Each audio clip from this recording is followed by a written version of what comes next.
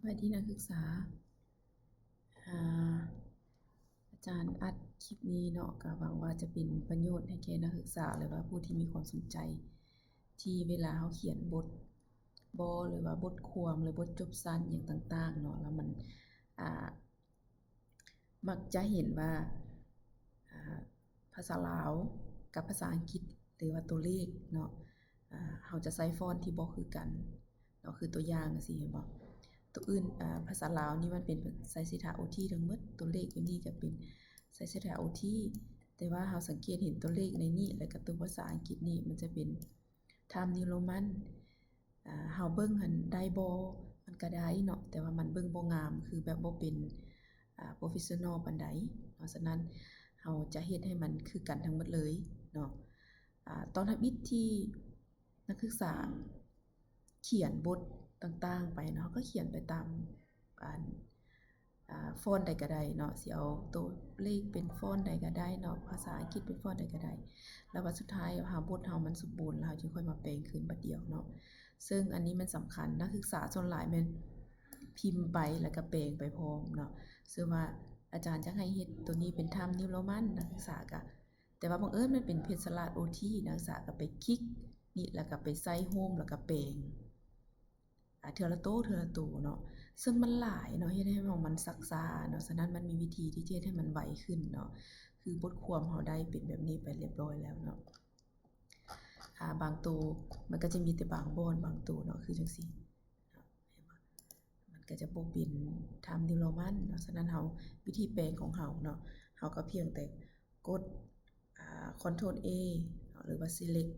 Ctrl A ทั้งหมดเลยทาสีว่าง่ายๆเนาะแล้วก็มาคลิกบนโฮมนี้เราก็ไปเปลี่ยนฟอนต์ตัวนี้ให้มันเป็น Time New Roman ทั้งหมดเลย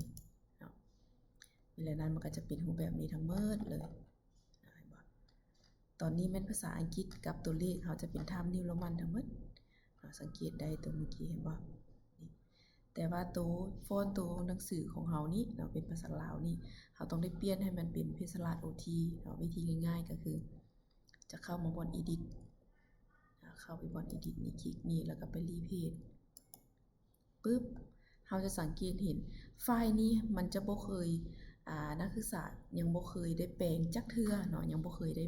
เปลี่ยนให้มันเป็นในรูปแบบนี้จักเทื่อเนาะฉะนั้นอยู่นี่มันจะบ่มีหยังทั้งหมดเลยกระเป๋าวางเราก็เอาเมาส์มาคลิกใส่บนไฟล์ Word นี้แล้วก็มา More แล้วก็กดไป Format แล้วก็ไป Font หลังจากนั้นเราจะเห็น Complex Script นะเราก็เมาส์มาติ๊กนี่เราไปเลื่อนส่องหาดอกจำปาเนาะเลื่อนส่งดอกจำปาดอกจำปาอยู่นี่เอาเมาส์ติ๊กนี่กดโอเคนะต่อมาห้องทางรูม Replace with เนาะห้องทาง Replace with ก็คือกันเนาะ